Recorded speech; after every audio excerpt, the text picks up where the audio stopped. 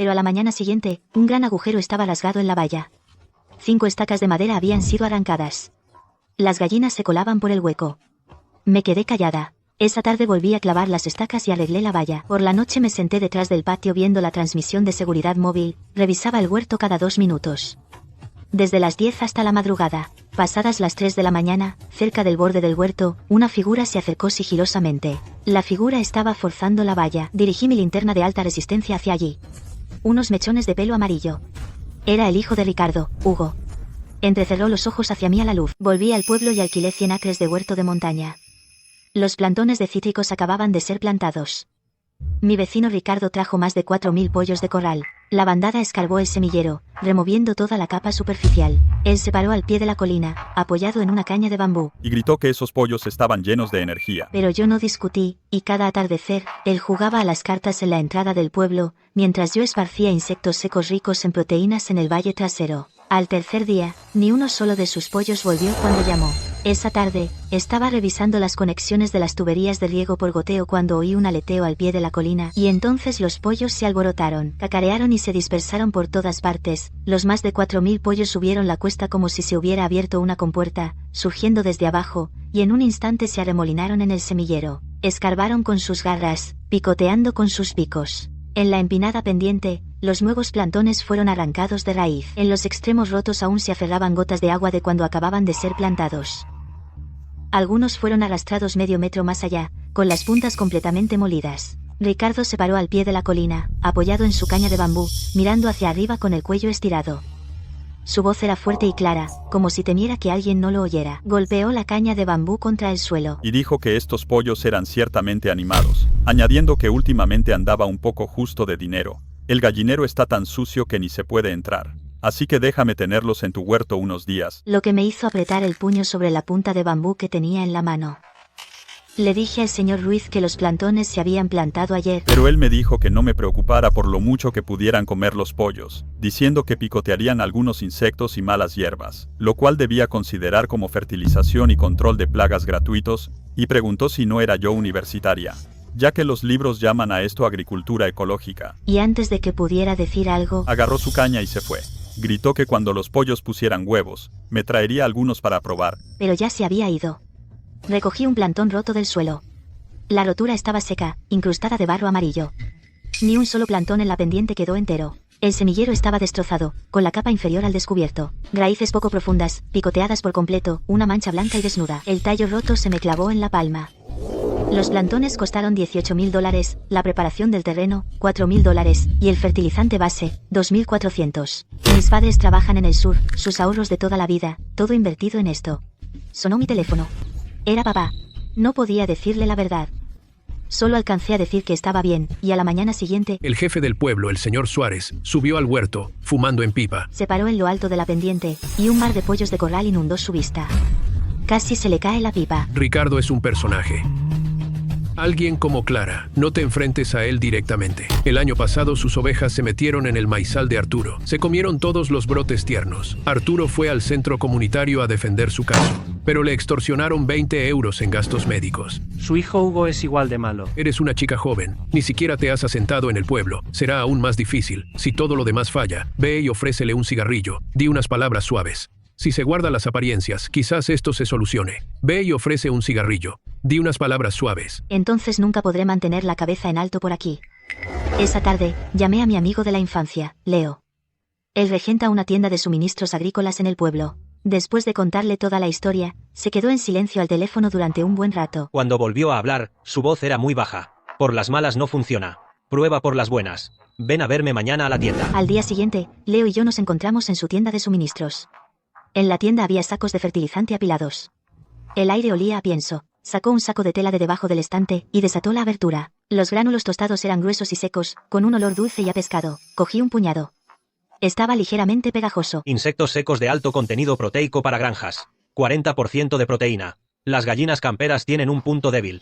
La gula. Si les das el mejor alimento vivo cada día, te verán como su montaña. Una vez que prueban esto, cualquier otra cosa, incluso el maíz, les sabrá a nada. Ricardo juega a las cartas en la era todas las tardes. Calculas el momento para esparcir el pienso de las gallinas. No dejes que Ricardo lo sepa todavía. Empieza con cantidades pequeñas y luego aumenta. Persiste durante 30 días. Vale, luego te transfiero el dinero. Leo me ayudó a cargar los insectos secos en el carro utilitario. Esa tarde a las 5, el sol se apoyaba en la loma.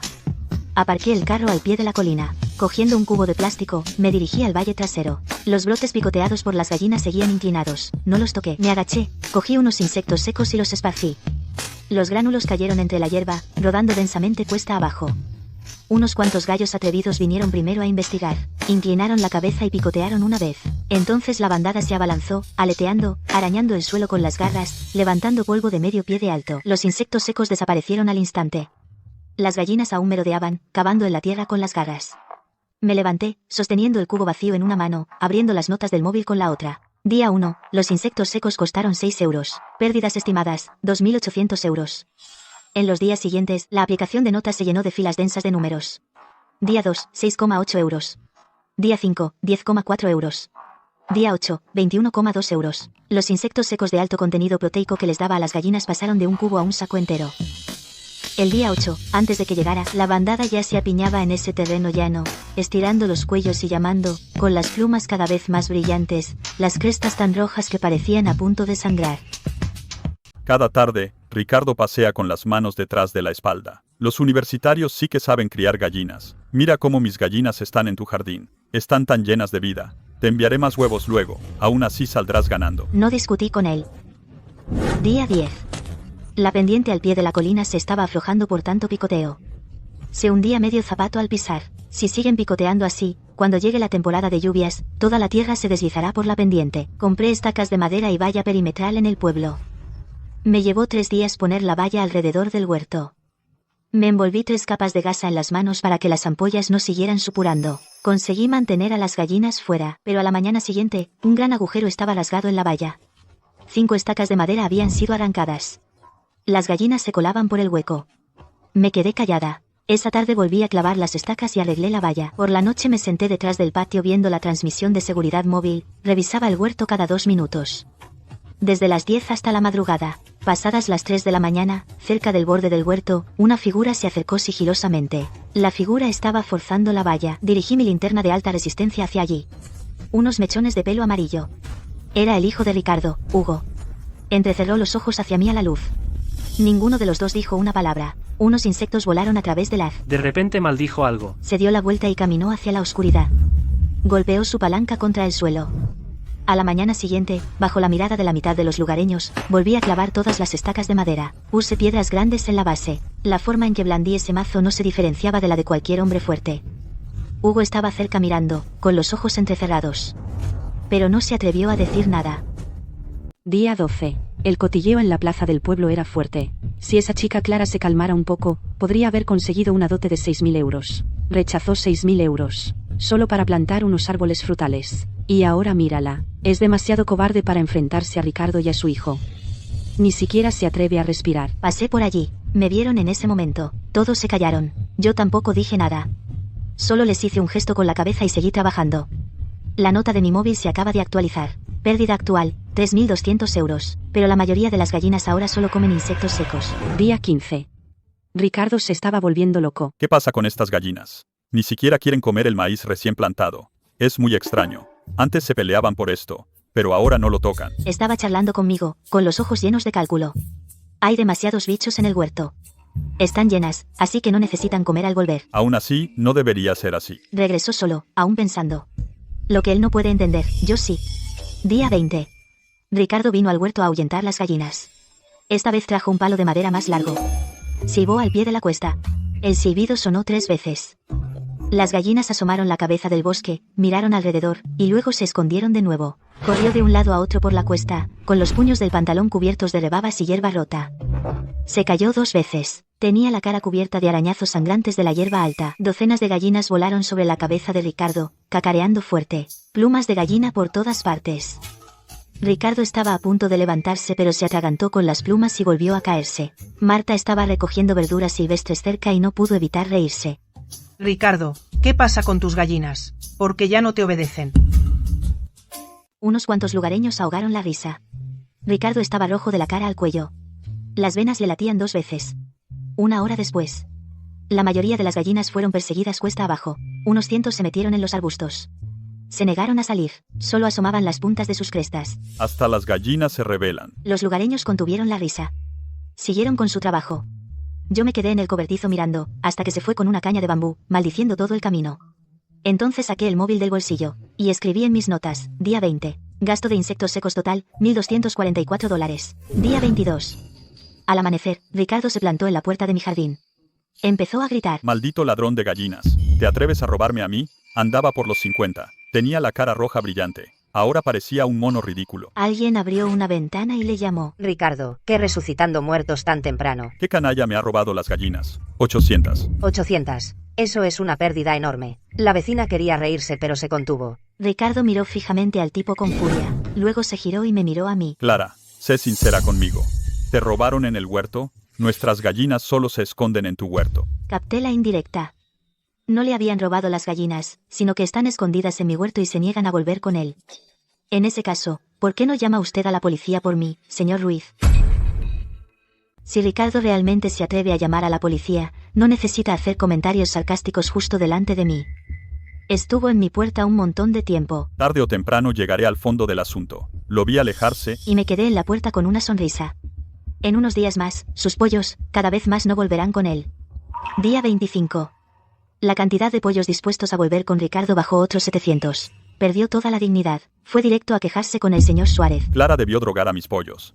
¿Por qué si no vienen conmigo? El señor Suárez, harto de sus quejas, no tuvo más remedio que venir a verme. Clara, sé sincera conmigo. ¿Qué pasa realmente con los pollos de Ricardo? Señor Suárez, los insectos secos vinieron de la tienda de Leo.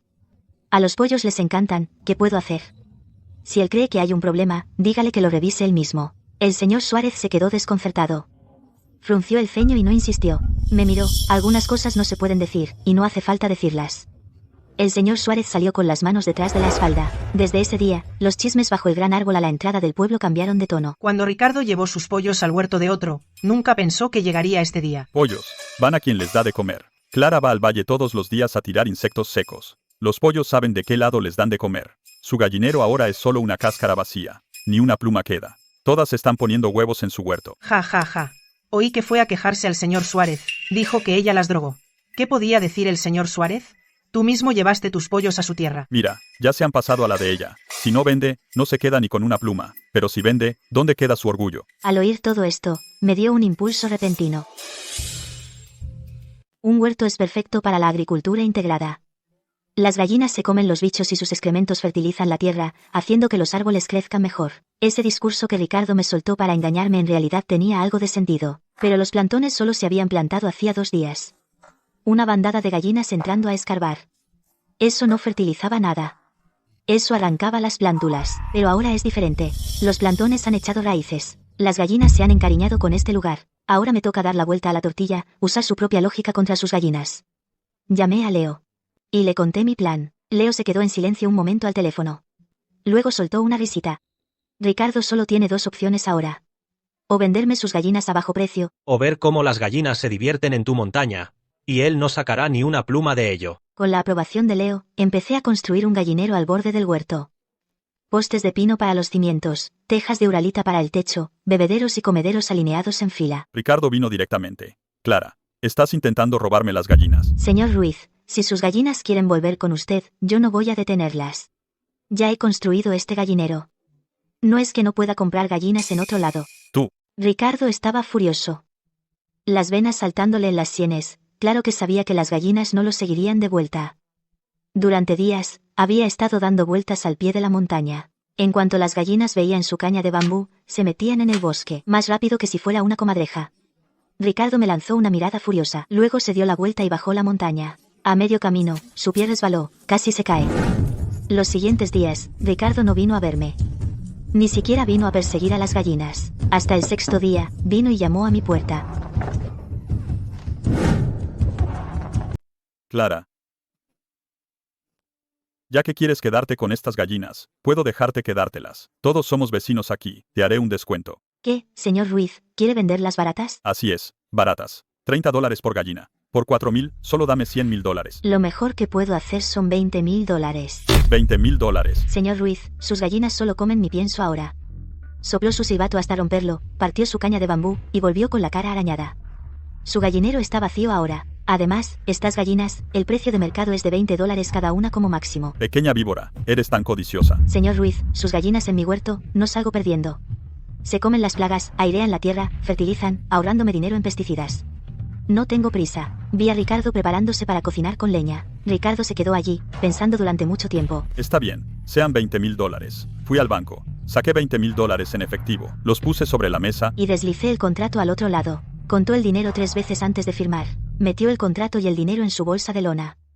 Antes de irse, me lanzó una mirada asquerosa. Vi a Ricardo en su teléfono, anotando otra entrada en sus notas. Compradas 4.000 gallinas camperas. Gasto, $20,000. Pérdida del huerto, unos $18,000. Valor de mercado de las gallinas, unos $60,000.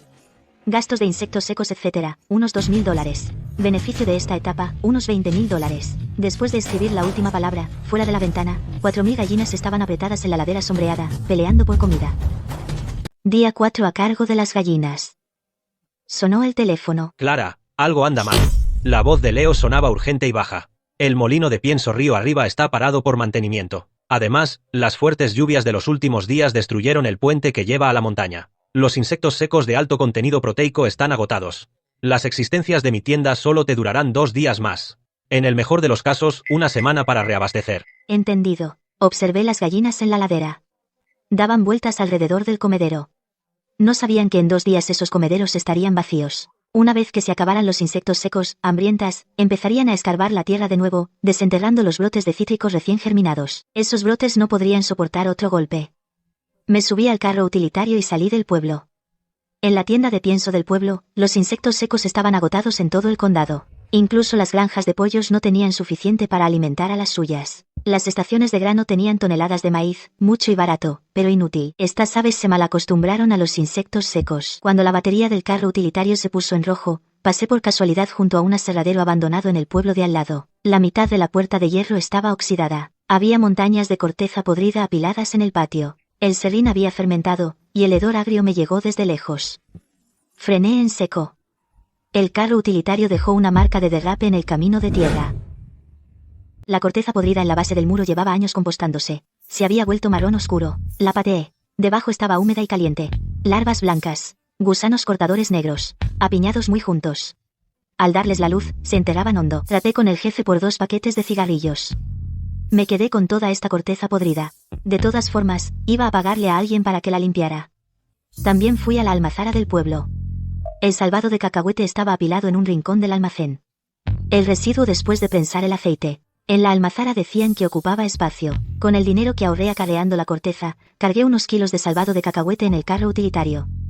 De vuelta al huerto, Arturo y Marta ya estaban esperando. Les había pedido que echaran una mano temporalmente. Cavamos un hoyo poco profundo en la umbría del lado norte. Forramos el fondo con corteza podrida y virutas de madera y lo apisonamos.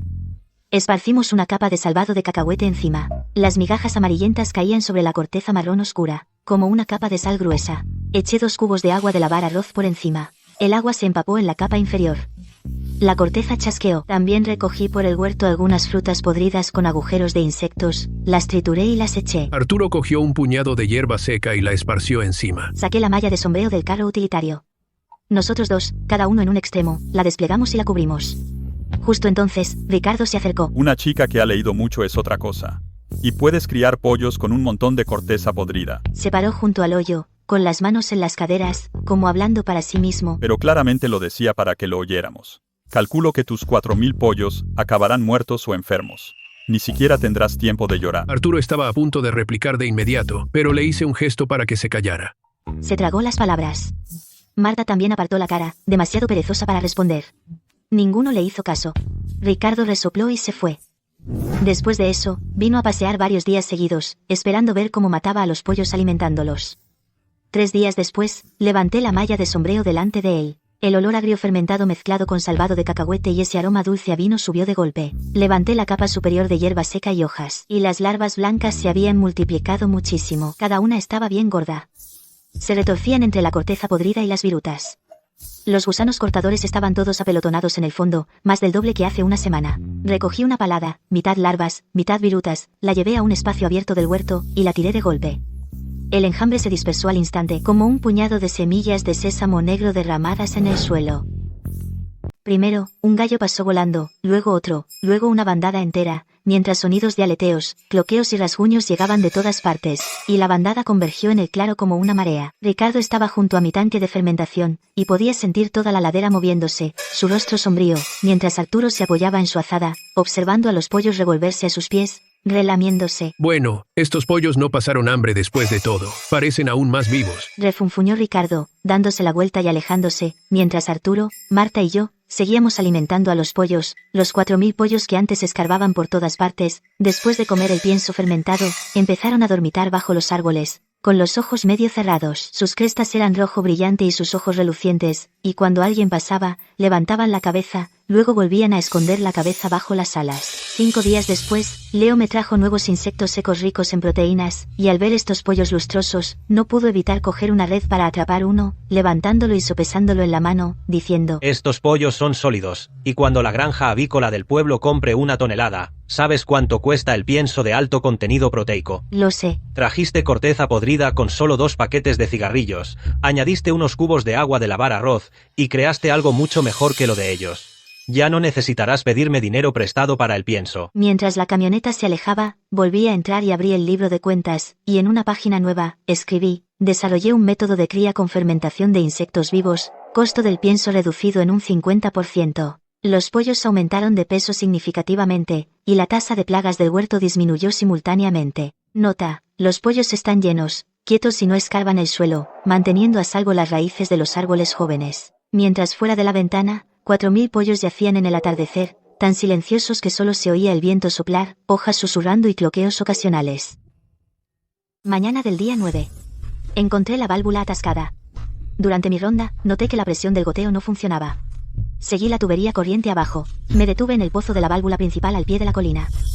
Alguien forzó la tapa del registro. Había virutas de cemento fresco alrededor del borde. Me agaché para comprobarlo. Cemento y grava obstruían la válvula y la atascaron por completo. Ya estaba completamente seca. Sabían dónde estaba la válvula, y sabían cómo bloquearla. Usaron cemento húmedo premezclado. Alguien que sabía lo que hacía hizo esto. Me levanté. No actué como un recién graduado quejándose o maldiciendo. Llamé a Leo. Esa misma noche, una bomba diésel y cientos de pies de manguera industrial llegaron hasta el arroyo del barranco. Evitamos la válvula bloqueada y bombeamos agua desde más abajo hacia la línea principal de riego por goteo. Problema de agua resuelto. Compré en la tienda del pueblo 2 botellas de licor y un cartón de cigarrillos. Arturo me había ayudado mucho, pero desde que volví al pueblo, esta era mi primera visita formal a su casa. Arturo, construiste el gallinero y cavaste el estanque todo gratis. Dejé el licor y los cigarrillos sobre la mesa.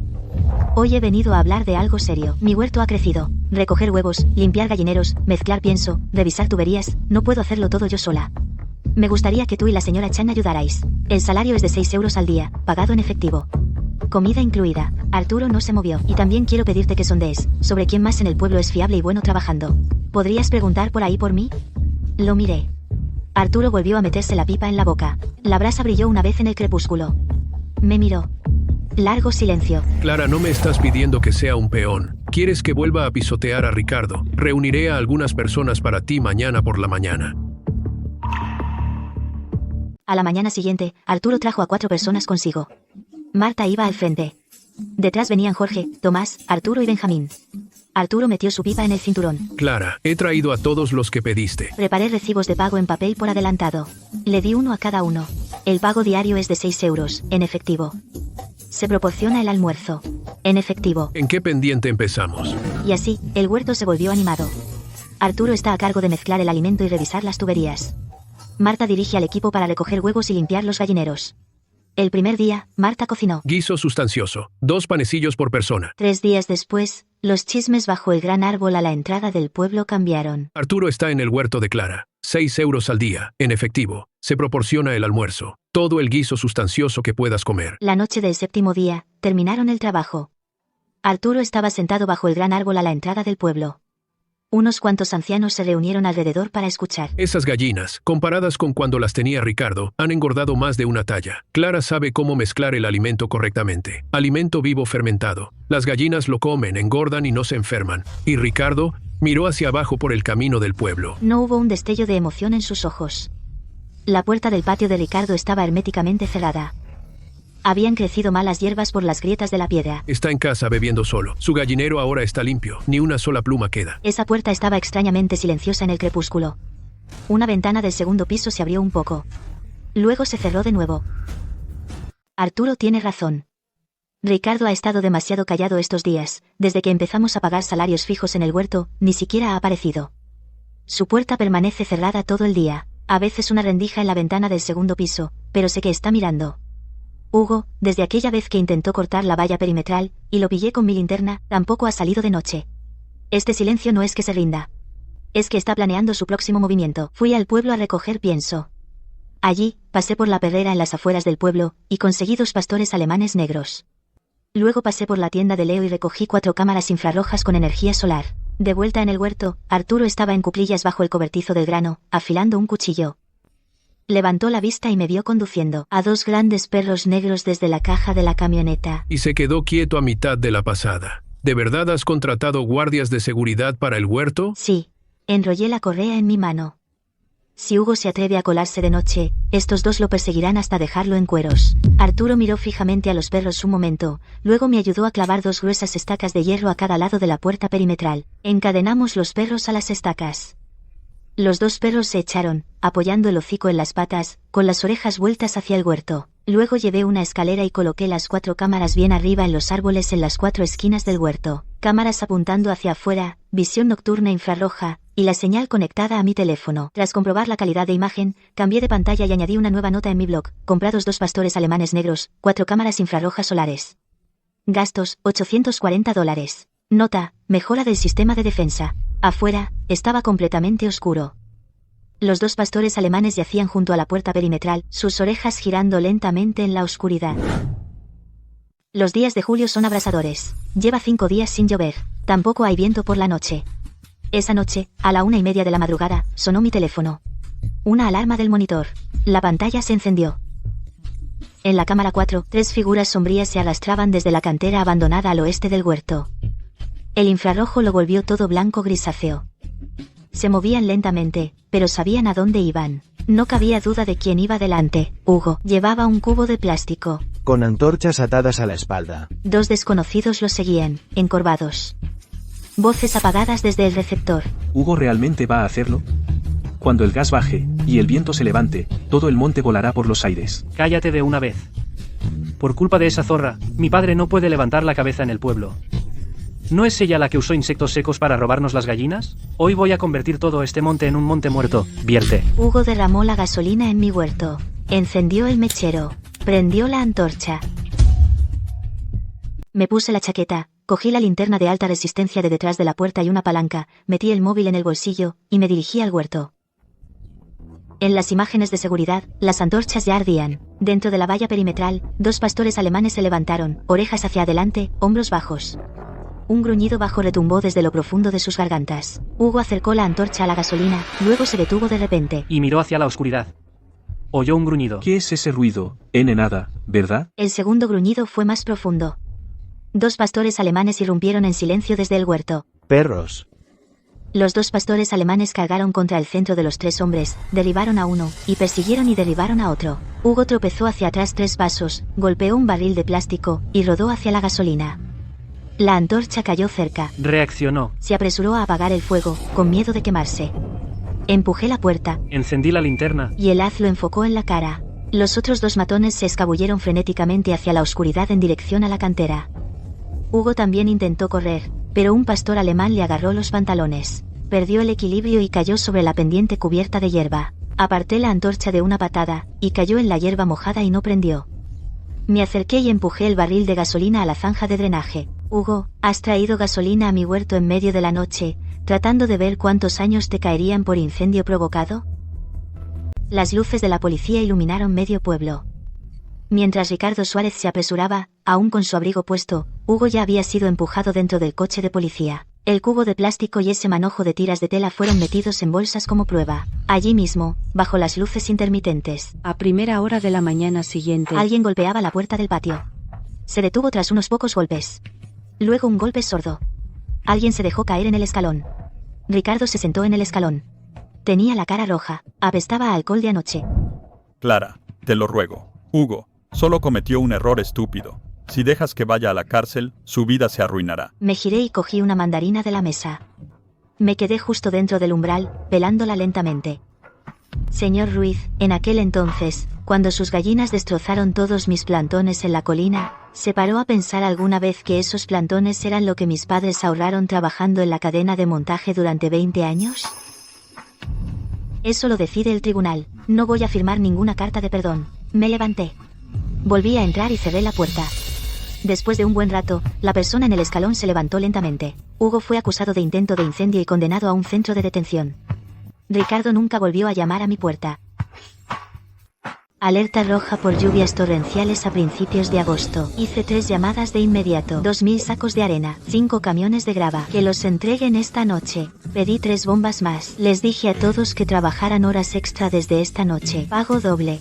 Los huertos de montaña no soportan sequías ni inundaciones. Cuando llega una inundación repentina, si el agua no tiene por dónde ir, arrastra los brotes. Al anochecer, más de una docena de personas me estaban ayudando. Arturo llevó a 4 chicos al huerto. Limpiaron las zanjas principales de drenaje en los lados este y oeste. Pusieron grava en el fondo. Usaron sacos de arena para reforzar los taludes, y los profundizaron de medio metro a 1,20. Marta y un equipo de padre e hija llevaron 4000 pollos al gallinero reforzado en la zona más alta. Colocamos 2 capas de malla cortavientos. Aplanamos el techo y soldamos cables de acero. Me puse el impermeable y revisé las zanjas de drenaje cada media hora. Cuando la lluvia caía con más fuerza en la madrugada, un tramo de la zanja oeste empezó a derrumbarse. La tierra se deslizaba de las paredes. El agua lodosa se derramó por los bordes. Fluyó hacia los brotes. Arturo, tropezando en el barro, bajó corriendo la pendiente. Echó un vistazo. Se volvió y se sumergió en agua lodosa hasta la cintura, sujetando la pared que se derrumbaba con el hombro. Tomás también saltó. Benjamín saltó. Las mujeres acarreaban sacos de arena y los pasaban pendiente abajo de mano en mano. Nadie se echó atrás. Un relámpago surcó el cielo. En el terraplén al pie de la montaña, estaba una figura con un impermeable hecho jirones. El gallinero de Ricardo ya no estaba. Él solo estaba allí, esperando que mi huerto también se ahogara.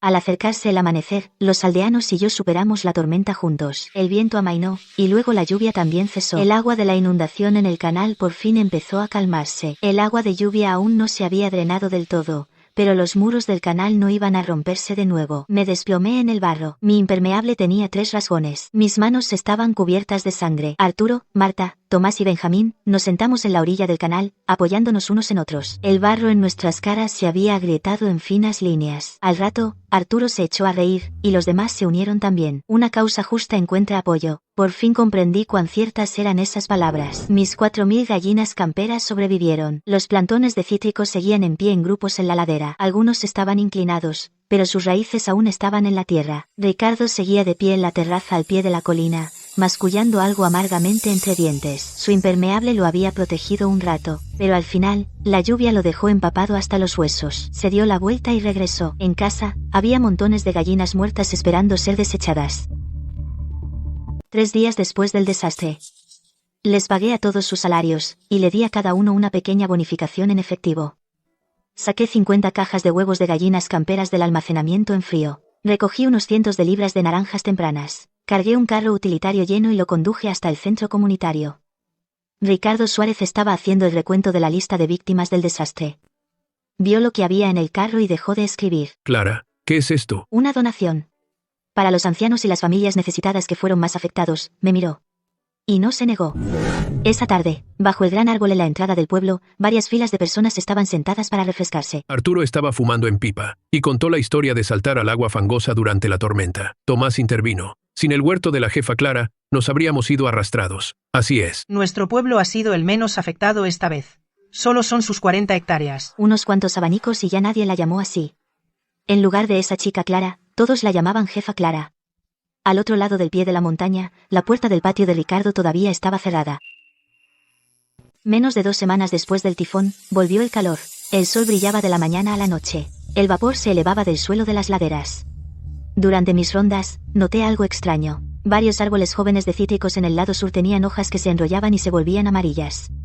Las volteé, y había una capa densa de arañas rojas oxidadas y pulgones. Luego cavé en la tierra alrededor de las raíces y encontré varios gusanos cortadores grisáceos royendo los tiernos pelos radiculares. El tifón trajo más que solo lluvia. Huevos arrastrados desde campos vecinos encontraron este clima cálido y húmedo y eclosionaron como locos. Arturo se agachó a mi lado, dando la vuelta a una hoja, aplastando unas arañas rojas con los dedos. Su ceño se frunció en un profundo gesto de desaprobación. Ataque triple. Arañas rojas, pulgones, gusanos cortadores. Clara, esto no puede esperar. Antiguamente, cuando el pueblo cultivaba árboles frutales y se enfrentaba a esto, lo atacaban con dimetoato, lo rociaban con diclorbos y lo eliminaban en 2 días. No podía rociar. Pensando en los 4000 pollos en el huerto y los alevines que acababa de poner en el embalse, así que me levanté, arrancando las hojas mordisqueadas de las ramas. En cuanto rocíe, se lavará en el arroyo. Los bichos mueren, pero los peces también mueren. Entonces mis naranjas serán etiquetadas como tóxicas para siempre. Arturo dejó de intentar convencerme. Sabía lo que quería decir.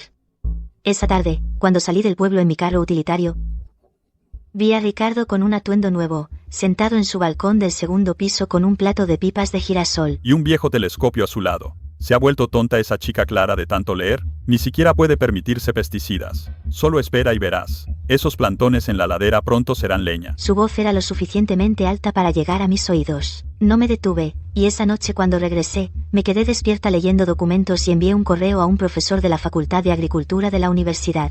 A la mañana siguiente temprano, conduje el carro utilitario al pueblo. No a la tienda de pesticidas.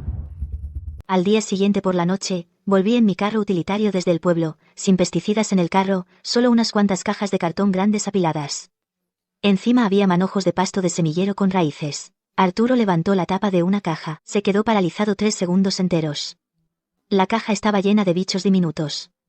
Ácaros depredadores, del tamaño de la cabeza de un alfiler, retorciéndose en el salvado de trigo junto con mariquitas asiáticas. La mitad de la caja eran larvas, corriendo rápido por los separadores de cartón. Sin rociar, solo soltar bichos. Soltar bichos.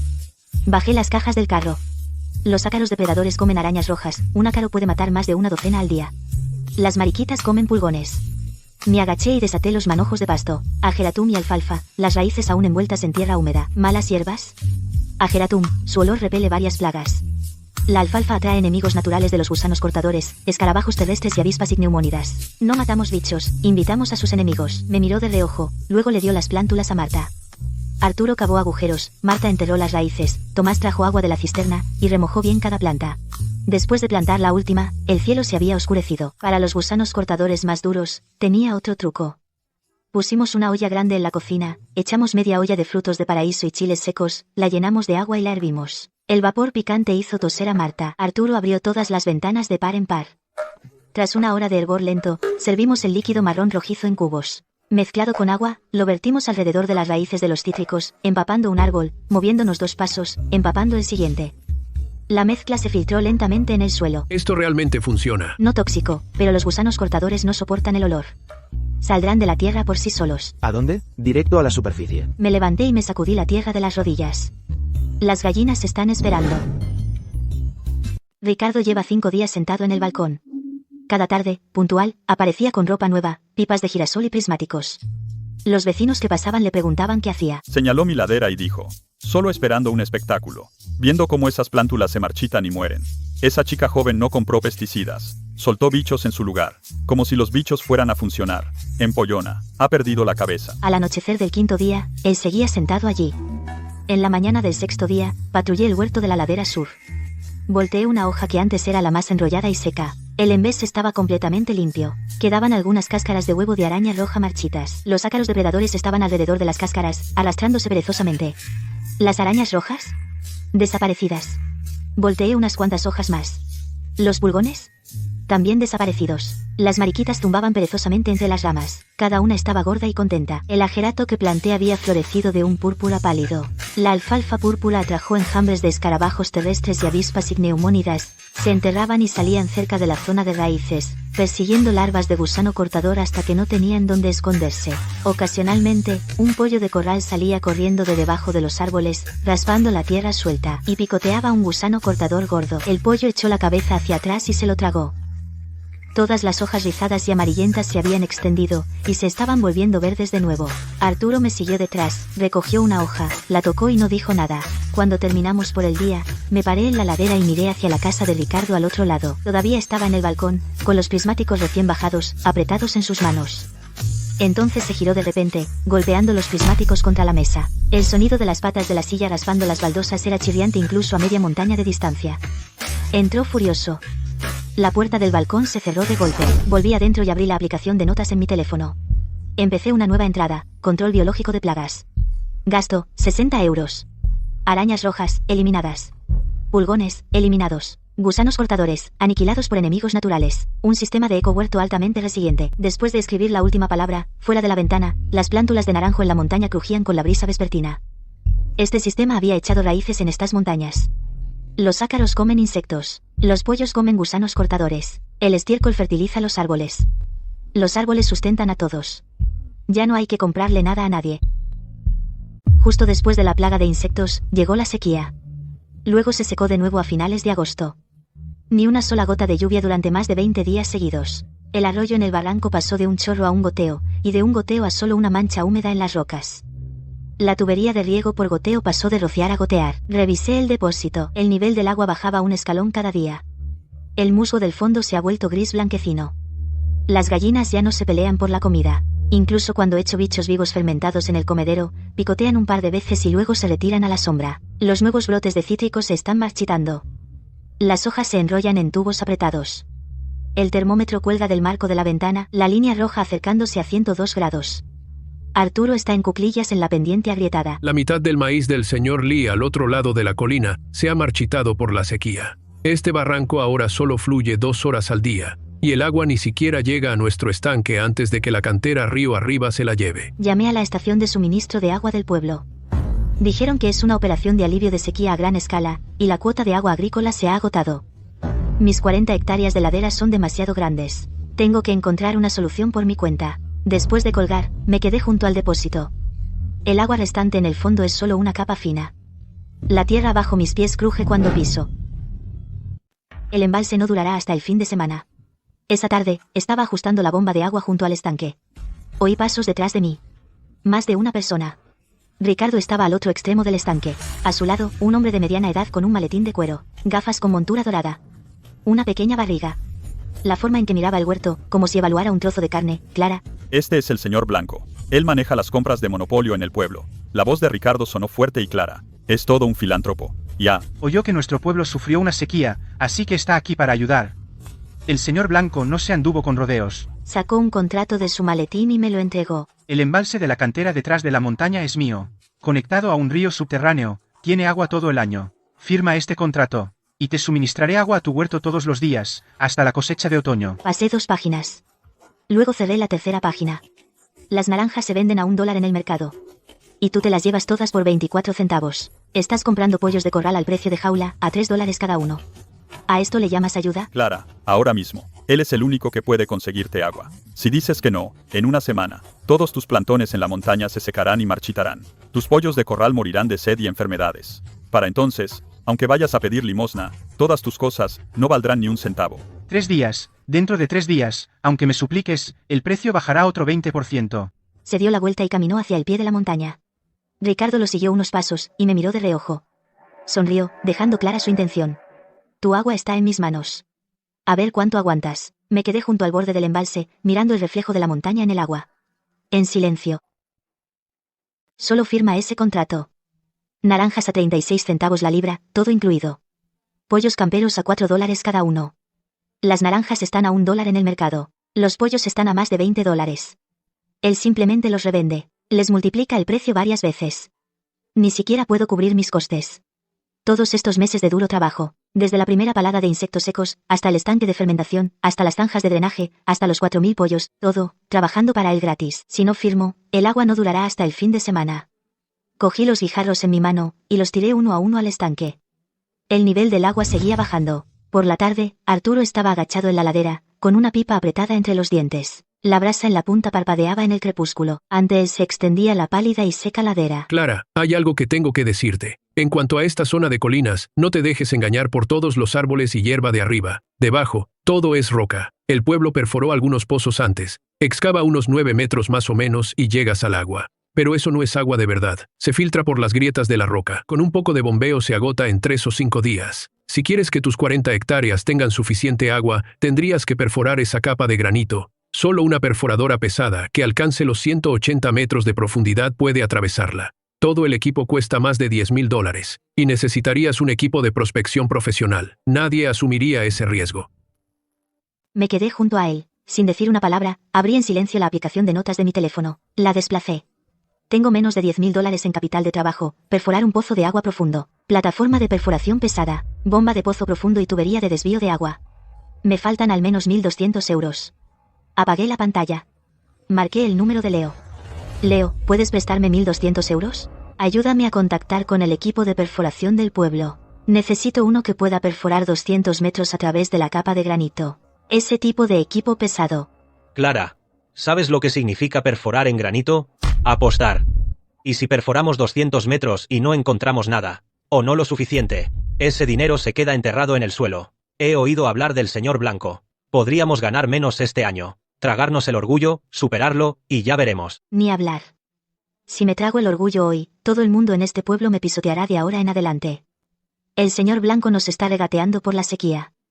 Mañana encontrará otra excusa. Si entrego mis salvavidas, este huerto nunca será realmente mío. ¿Qué quieres hacer? Una plataforma de perforación pesada, 200 metros. Perforar la capa de granito bajo nuestros pies. Necesito controlar mi propio salvavidas. Leo no dijo ni una palabra más. Le oí encender un cigarrillo. El dinero llegará a tu cuenta mañana por la mañana. ¿El equipo de perforación? Moveré algunos hilos esta noche. Mañana por la noche nos adentraremos en las montañas. El dinero llegó temprano a la mañana siguiente. Leo transfirió 1.200 euros. Añadió que la perforadora ya estaba preparada. Esa noche, nada más colgar el teléfono, Arturo y Marta ya estaban en la puerta del patio. Vinieron por su cuenta. Detrás de ellos estaban Tomás, Benjamín y Samuel con su mujer. No faltaba ni un solo trabajador de la huerta. Clara se enteró de que el señor Blanco estaba usando la sequía para ofrecer precios bajos. Ricardo se alió con forasteros para intimidarnos a los aldeanos. No podemos tragar este insulto. Durante los próximos días, trabajaremos gratis. Lo que digas, lo haremos. Sí, lo que digas. No me contuve con ellos. Cavad los estanques en la ladera norte. Bombeamos el agua subterránea profunda, pero no se puede usar directamente. Lo recuerdo claramente de mis apuntes de la universidad. Esa agua está helada todo el año. Si va directamente al sistema de riego por goteo, las raíces de los cítricos sufrirán daños por heladas, y las gallinas camperas tendrán diarrea. Necesitamos construir estanques escalonados entre el pozo y la huerta, capa por capa, un nivel tras otro, dejando que el agua se caliente y evapore al sol. Luego dejad que las plantas lo filtren. Solo entonces podrá entrar en las tuberías de riego por goteo. Extendí el plano sobre una roca.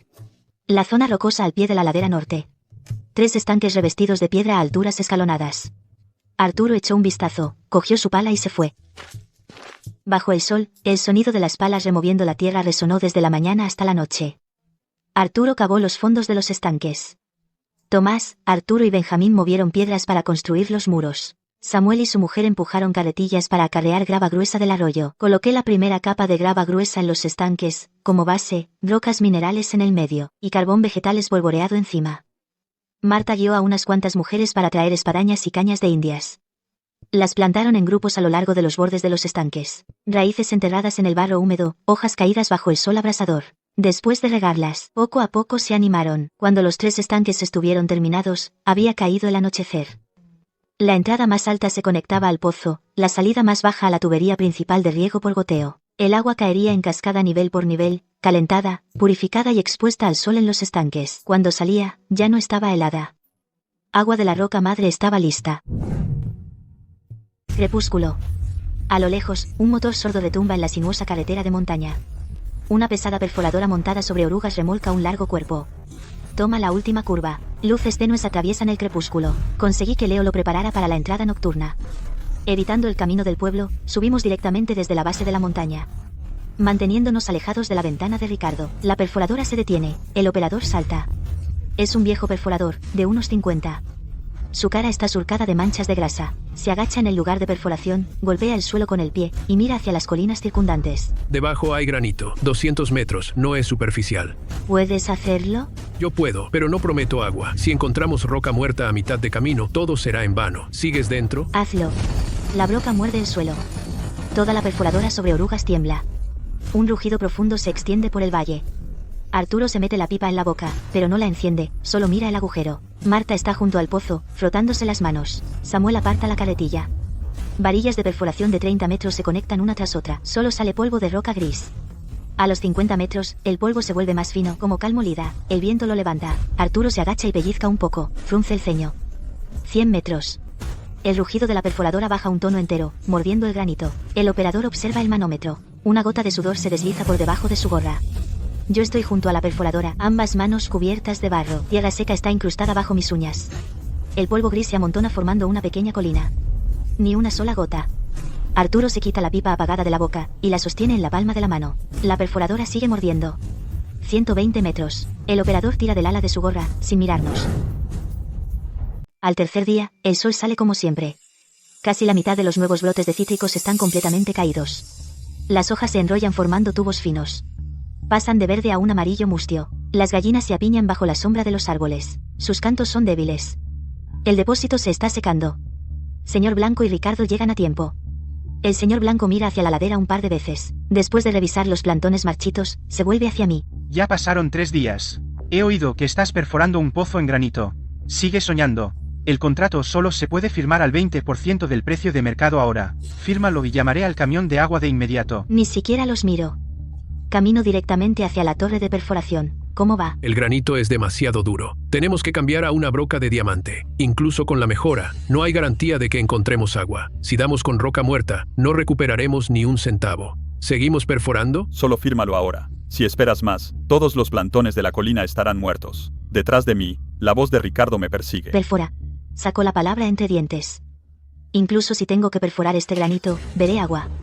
El operador me lanza una mirada, tira del ala de su gorra. Se da la vuelta y grita: ¡Broca de diamante! ¡Ya! Después de cambiar la broca, el tono del taladro cambió. Un agudo sonido de corte penetró profundamente en la tierra. 190 metros. Toda la plataforma se estremeció violentamente. El operador golpeó el manómetro. La aguja se disparó hasta la línea roja. Luego rebotó hacia atrás. El taladro emitió un zumbido profundo y apagado. Atravesamos. Hemos perforado la capa de granito. Él tiró hacia abajo de la palanca de elevación. Entonces, una columna de agua turbia salió disparada del agujero, llevando fragmentos de roca y grava, como un dragón blanco que irrumpe en el cielo. Una fuente de 10 metros de altura brotó bajo el sol ardiente, refractándose en un arco iris. Arturo se arrancó el sombrero de paja. Y lo arrojó al suelo, saltó y bailó sobre el montón de rocas. Arturo, Benjamín y Tomás se abrazaron. Marta agarró a la esposa de Samuel, riendo y llorando. Toda la ladera norte vitoreó. Mis piernas cedieron. Me desplomé sobre la grava. El agua helada caía desde arriba, empapándome de pies a cabeza. Esa agua estaba helada. Llevando la dulzura de 200 metros de profundidad, el señor Blanco se paró a la sombra, con el rostro oscuro y sombrío. Ricardo se paró a su lado, también con el rostro oscuro. Ni una palabra, mirando fijamente a mí y al agua subterránea fresca. El agua subterránea se bombea a los estanques en terrazas. Fluye escalón a escalón a través de los 3 estanques.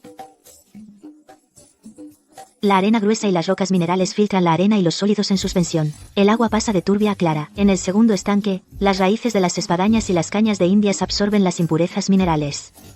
Sus diminutos pétalos caídos flotan en la superficie.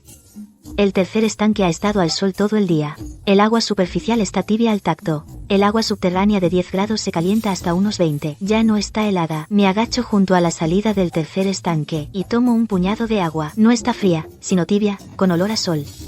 Abro la válvula principal de riego por goteo, y el agua fluye por las tuberías cuesta arriba. Los elevadores de riego por goteo se encienden uno tras otro. El sonido del agua goteando se extiende desde el pie hasta la cima de la colina. La tierra agrietada chisporrotea en cuanto se moja. Burbujas finas suben de las grietas del suelo. Las hojas de cítricos enrolladas se despliegan lentamente en el agua. Empezando por el borde de la hoja, se vuelven verdes poco a poco hacia el centro. Las gallinas oyen el agua, y se levantan de la sombra de los árboles. 1, 2, y luego todo el grupo. Vuelan hacia los elevadores, apiñándose alrededor de los goteros para beber. Su cacareo es ensordecedor. Me levanto y me limpio el barro y el agua de la cara. Señor Blanco, su tan llamada ayuda oportuna es solo que me da un precio bajo cuando me muero de sed. Mi dignidad me consiguió un manantial que nunca se seca. Los miro. Abro la cámara de mi teléfono y tomo una foto. Este es mi nuevo memo. Después de la sequía, el clima finalmente volvió a la normalidad.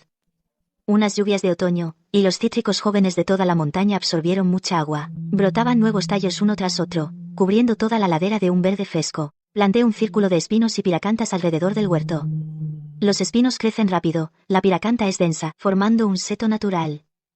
Las gallinas picotearon un par de veces, encontraron que pinchaban, y se limitaron a deambular por el huerto. También eché alevines de carpa herbívora y carpa cruciana en el embalse del arroyo de la montaña. Los peces comen restos de estiércol de gallina y fruta caída, y lo que excretan es descompuesto por microbios, convirtiéndose en plancton que alimenta a los peces de nuevo. Arturo se agachó junto al embalse y observó durante mucho tiempo. Las gallinas comen bichos, su estiércol fertiliza los árboles, los peces comen estiércol de gallina y fruta caída. Tu huerto ya se autoabastece.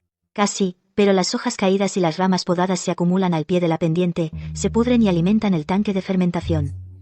Chasqueó la lengua, y negó con la cabeza. Leo vino a echar un vistazo una vez, se paró en la ladera y miró alrededor. Observó la montaña llena de cítricos jóvenes, las gallinas bajo los árboles, los peces en el embalse, y las flores púrpuras de ajerato floreciendo entre las filas. Clara, ¿sabes cómo se llama esto? No es agricultura forestal.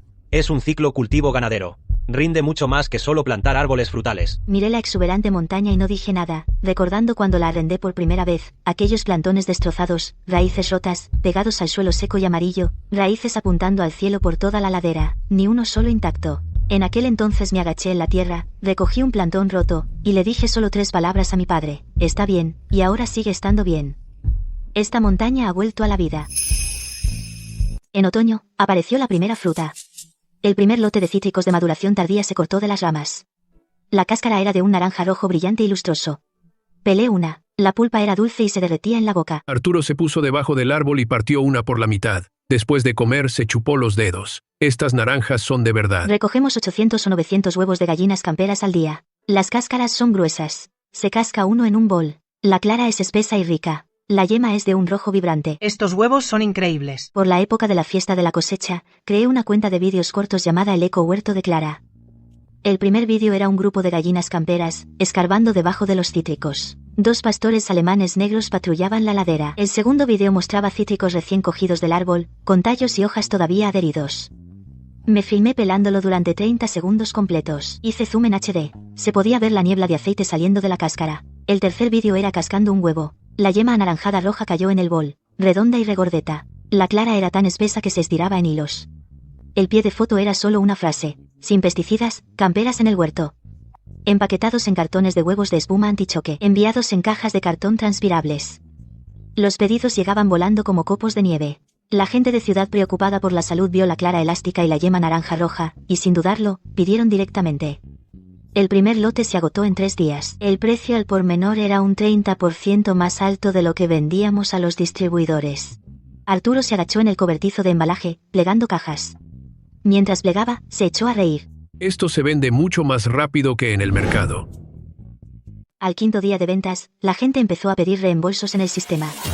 1 o 2, luego un montón de reembolsos. Todas las razones eran extrañamente las mismas. Decían que vieron comentarios diciendo que no era seguro. Abrí la sección de comentarios del vídeo. Docenas de comentarios malvados estaban al principio. Rociado con pesticidas, no compren los madurados con hormonas, son malos para ustedes. Esta tal Clara. Soy de su pueblo. Esta mujer solo piensa en el dinero, es totalmente despiadada. La tierra y el agua de las montañas están arruinadas por los pesticidas. Todas estas cuentas son recién registradas, sin avatar, sin publicaciones, solo un nombre, una larga cadena de números como ID. Pero los comentarios llegaban uno tras otro y los me gusta eran sospechosamente altos. Alguien estaba organizando entre bastidores. Marta estaba de pie en el cobertizo de envíos, mirando la mesa llena de formularios de devolución y cajas de cartón abiertas. Se le pusieron los ojos rojos. Se secó los ojos con la manga. Clara, nuestras cosas son limpias y honestas, y las han arruinado con sus lenguas viperinas. ¿Qué hacemos ahora? Volví a esos comentarios malvados, y los leí de nuevo. Entonces no pude evitar sonreír con suficiencia. Marta, ve a buscar a Arturo y a los demás. Dejé el teléfono. Hoy no hay envíos. Inicia un directo. Inicia un directo y contraataca. No para contraatacar, sino para que la verdad les dé una bofetada en la cara.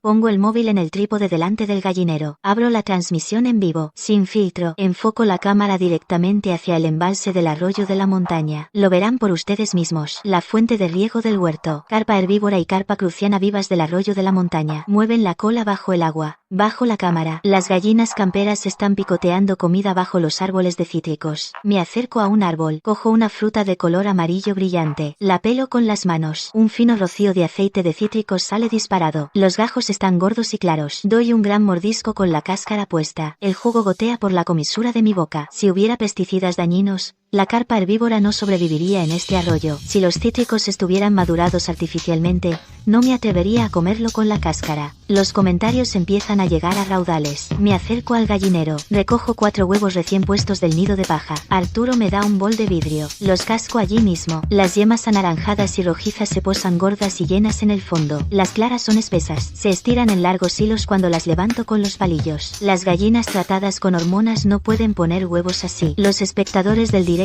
saltan de cientos a decenas de miles. El chat se vuelve loco. La gente que canceló se arrepiente ahora. Me están suplicando que ponga el enlace. Estos son huevos de gallinas camperas de verdad. Les dije que el stock de hoy es limitado. Primero en llegar, primero en servirse. En menos de 2 horas, todo el stock del día se agotó. Gané 100.000 nuevos seguidores. 3 días después de la transmisión en vivo, un camión refrigerado entró en el pueblo. Ricardo Suárez llevó al señor Lee hasta el borde del huerto. Era el mayor mayorista de productos agrícolas del pueblo, especializado en cadenas de suministro ecológicas de alta gama. Entró directamente en el huerto, agarró una gallina, la pesó en la mano, examinó las garras y las puntas, luego miró el comedero y el bebedero. Jefa Clara, me llevo este lote. En cuanto dijo eso, un carro utilitario traqueteante llegó desde el camino del pueblo. Ricardo lo pedaleaba, la caja cargada con docenas de pollos enfermizos y flacos. Sus crestas estaban pálidas y caídas. Estacionó el carro de lado frente al camión refrigerado, sonriendo de oreja a oreja. Señor Lee, estos son pollos camperos alimentados con grano ecológico. El señor Lee miró hacia abajo a los pollos apiñados en la jaula. Frunció un poco el ceño. Hice que Arturo trajera una jaula de bambú. Dentro, los pollos camperos tenían plumas brillantes, crestas rojas y cuerpos fuertes. La mirada del señor Lee se desplazó del carro de Ricardo a mi jaula de bambú.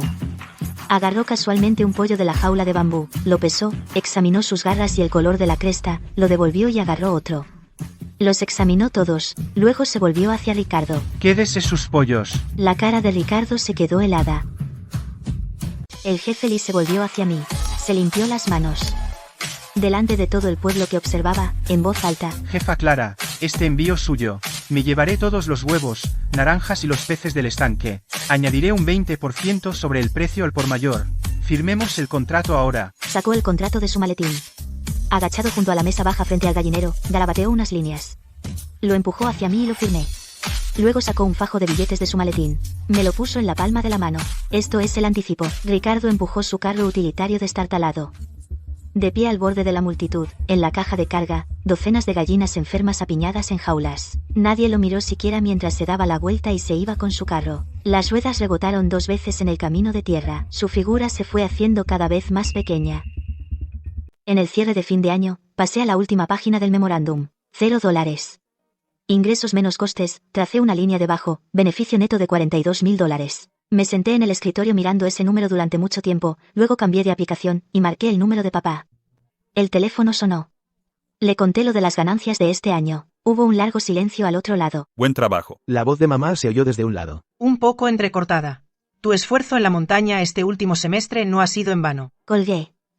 Abrí el libro de contabilidad en una página nueva, y escribí en la primera línea. El año que viene, añadir abejas melíferas y cabras negras, intercalar plantas medicinales y pasto forrajero, y construir un sistema de ecohuerto de montaña. Después de que comenzara la primavera, Ricardo se puso creativo.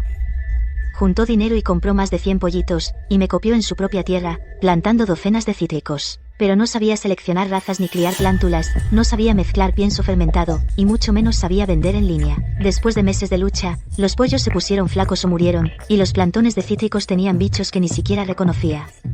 Cuando se dio cuenta, las hojas ya estaban devoradas. La tarde que vino a buscarme, estaba en cuclillas junto a las colmenas revisándolas. Se quedó fuera de la valla, y no dijo nada durante un buen rato. Clara, ¿qué tal si me enseñas cómo hacerlo?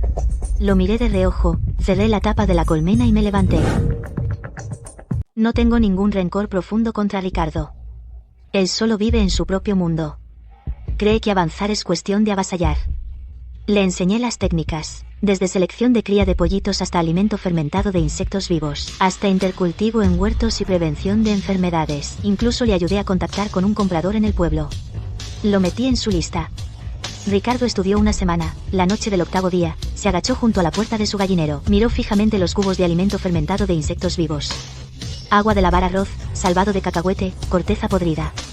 se dio la vuelta y entró. Al día siguiente, lo que trajo del pueblo fue salvado barato y hojas de col podridas. Los mezcló en el comedero. Total, los pollos no notan la diferencia. Tras un mes de recortar gastos, sus pollos empezaron a tener diarrea. Primero solo unos pocos, luego un montón, y los plantones de cítricos cogieron bichos. Pensó que era la tierra no lo suficientemente fértil y se apresuró a echar fertilizante químico. Tras una ronda, los bichos no murieron. Todos los brotes nuevos se enrollaron. Se agachó en la puerta de mi patio, con la cara pálida. Clara, los métodos que me enseñaste están mal. Mis pollos están todos enfermos, y los plantones tienen bichos. Cerré suavemente la tapa del compresor de aire. Me giré y lo miré. Los métodos que te enseñé, ¿cuántos días los usaste? Ricardo abrió y cerró la boca. Se quedó en el patio, sin decir palabra, se dio la vuelta y se fue. Nunca volví a contactar con él. 2 años después, mi huerto se expandió. Añadimos abejas melíferas y cabras negras, y cultivo de plantas medicinales. También intercalamos pasto forrajero entre las hileras de cítricos. Las cabras comen hierba, las abejas recolectan néctar y polinizan, y los árboles dan fruto. Los visitantes del pueblo se pararon en la ladera. Señalaron la pendiente verde y frondosa y preguntaron, ¿de quién es esto? Marta bajaba cargando cajas de huevos. Sin siquiera levantar la vista, dijo con un tono como si afirmara lo obvio. De la jefa Clara. Y, por supuesto, yo soy esa jefa Clara.